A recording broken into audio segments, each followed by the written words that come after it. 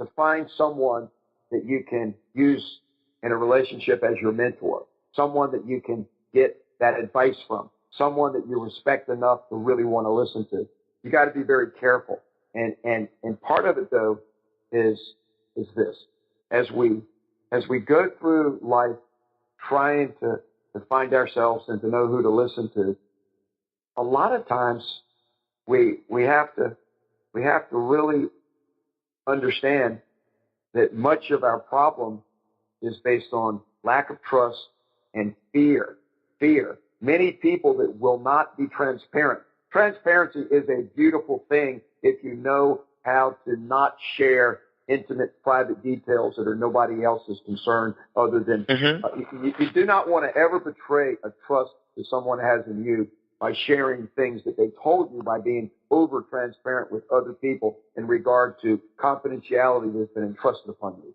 And so, but if you get to where you are in it with the person that your relationship is with, at whatever type of relationship it is, employer, friend, neighbor, whatever, spouse, child, parent, cousin, if you understand the parameters of what we can call safe in each relationship, and then let it grow from there, and put your own fear of not knowing how far you should or shouldn't go in a relationship.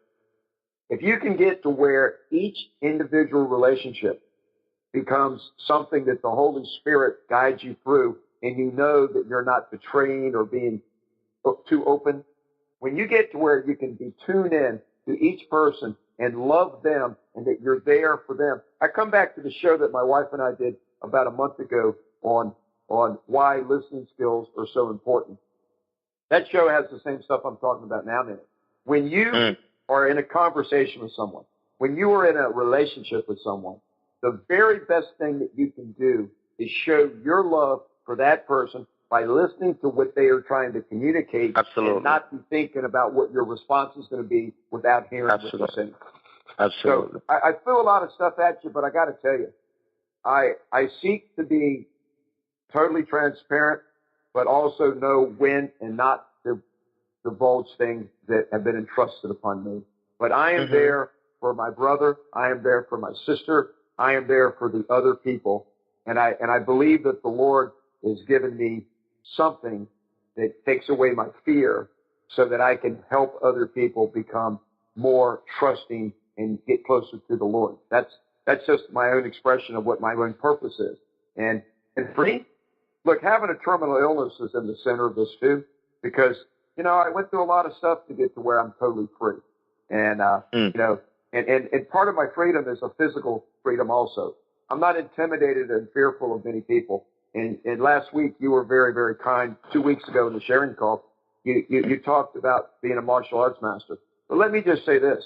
There's a lot of martial artists out there that they go into the martial arts mostly for self-defense and fighting skills. And that they become someone that is like very physical and, you know, they're not afraid to be in a physical encounter. Well, let me tell you something.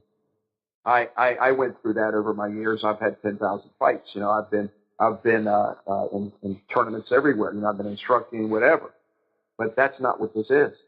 It's supposed to be a discipline that you learn to be comfortable and at peace so that you can be there in a full relationship with others and protect those others, but also feel comfortable within yourself. That's really what the art's supposed to be about.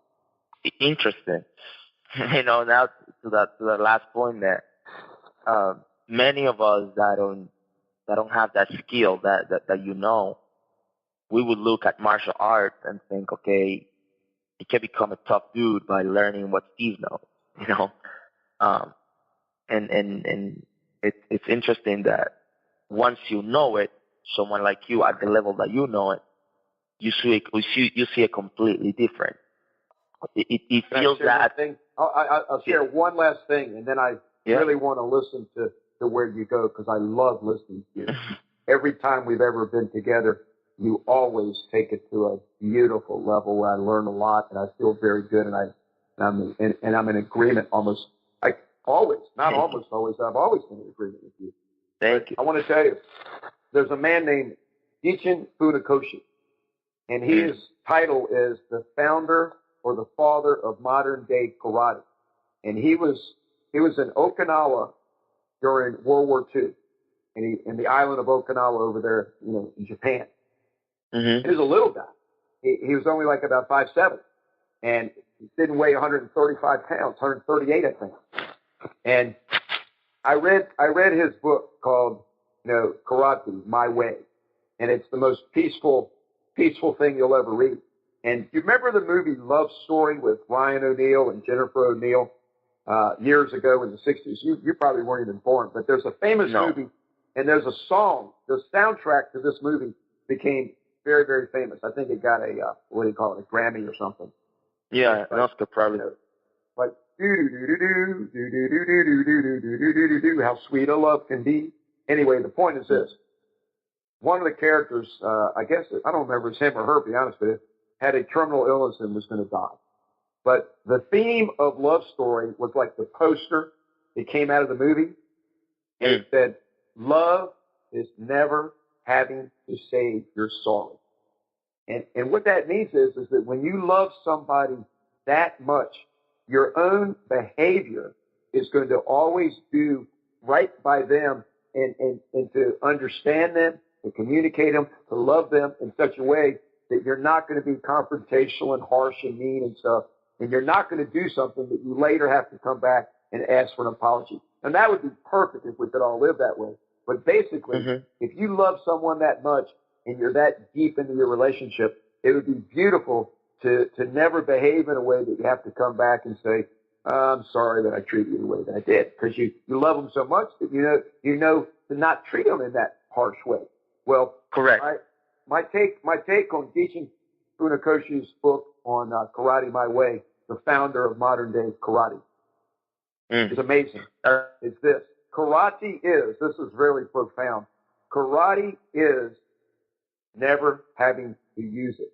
When you're a person that's that deep into what karate really is, the attitude that I'm talking about, you never have to physically engage with anyone because your sheer presence and the love that exudes from you with a certain lack of fear diffuses the aggressive, violent behavior that could be coming at you. Now, not to say that there couldn't be some random act of violence that you have to be prepared for, but what I'm saying is, in most confrontations where there's a person that's agitated, irrational, a bully-type personality, when you really have this type of an attitude and you have enough belief in your own ability, you can get closer to the person who's agitated and show them love and let them know, hey, you're having a bad day. I've been there before. You need somebody to talk to. And then most people don't get inside their space like that. But I get inside their space because the person that I'm talking to that's irrational, they have some kind of, they're hurting inside, and I want to empathize with them. And I want to be there for them. I want to be the friend that they haven't been able to have because they scare everybody else away. Absolutely. Yes. But karate is never having to use it. When you really master it, and that's what Gichin Funakoshi teaches. He says you're not high level enough in your knowledge and your skill in the art of karate if you have to physically use it. It's a spiritual. That's interesting. Spiritual. Very, very, very interesting. Very powerful stuff. But and how do I make a connection to such a deep point there? Because you're not high level enough if you have to physically use your skill. That's very, very powerful right there. But I started this with a question when I listened to Leffert, and then I went and saw John's video. I asked myself a question, and it was simple. It was, do you know yourself? Do I know myself? And Steve, why do I ask that question? Is that John and Leffert, they touch on so many different things. And if I know myself, then there is nothing for me to feel ashamed about. For example, you're not ashamed of your heritage. You're not ashamed that you are a martial arts artist. You're not ashamed that you know about this book from this master that you just told me about. You're not ashamed of that. You're sharing it with me openly. So Why? Because you know your heritage, you know your skill, you know the discipline, right? Because martial art is actually a discipline, right? So you know that, and you know about this master. You don't feel shame about that. So if you know yourself, then there's nothing for you to feel shame about yourself, right? Like you talked about that open in the diagram, and you talk about the closed area, right? The hidden, the part that we didn't know. And John in the video showed us it's sort of like an overlap, an area in between open and hidden that mainly we spend a lot of our time, right? And I asked myself, do I really know myself? Do I really know myself? And I started really thinking, Steve, because every time, and this is a little of some of the conclusion that I came, that every time I feel ashamed, or I feel guilty, or I close myself, I'm sending a signal to you, to the world, to the universe. I'm telling you, I do not know myself. Why do I say that? When I have that behavior, when I have those behavior, the signal I'm sending is I do not know myself, is because I'm telling you what you said earlier. You mentioned this word. I am afraid to letting you see who I really am. And because I'm afraid to letting you see who I really am, then what do? I close myself. I go in the diagram from the open to the hidden, and I try to hide it. Why? Because I'm feeling guilty. Why? Because I'm ashamed. And you know, at the very end of the video, or almost to the end of the video, John said this, and I literally dotted 3 dots. I wrote, dot, dot, dot, and then I wrote something else. John said, we are perfectly imperfect. We are perfectly imperfect. And I said, dot, dot, dot, and then I said this.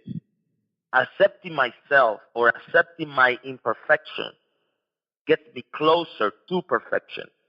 The more I accept my imperfection, the more perfect I become. Not because I'm perfect, but simply because I'm recognizing my imperfection. Recognizing our imperfections, Steve, gets us closer to perfect than trying to hide it, or to withdraw, or not accepting, or trying to make everything perfect before your eyes. Why? Because then, what you're talking about, I actually wrote that word when you were talking, and some of the things you said. You know the word I wrote? I wrote character. I wrote character. Why? Here's the thing. Just follow my crazy thought here. A person that's afraid to feel ashamed. A person that never feels guilt. Guilt to a degree is a good thing. I don't know if you ever thought of that. But guilt is kind of like when you are on a GPS and you get off track and you have to reroute. Guilt makes you reroute. So sometimes feeling guilty is not a bad thing. And it's even better when you let those around you, people that you trust, when you let them know that you feel guilty, right? Being closed off prevents you from growing, right? Prevents you from growing. Take a tree and put it in your bathtub, right? Take a seed and put it in your bathtub. That seed is a tree, but it's closed off, right? Doesn't matter. It needs sun, it needs nutrients, it needs moisture. You need to put it in the right environment. So being closed off prevents you from being in the right environment. Take the same tree and hide it in your pantry, right? Being hidden prevents you from going, prevents you from achieving the success that you want to achieve. So being closed off and hidden and withdraw, right? It's trying you're trying to become perfect on that. So accepting my imperfection, here's what happens. Gets me closer to perfection because it works on my character. And here's the thing, Steve. Many people, you, myself, John, Fabio, Leffert, at some point in our lives, we have become characters, but we lack character. And it's not the same thing having character than being a character. When I am a character, I show you someone that I am not genuinely. I show you someone that I pretend to be, but that I am not. I'm being a character.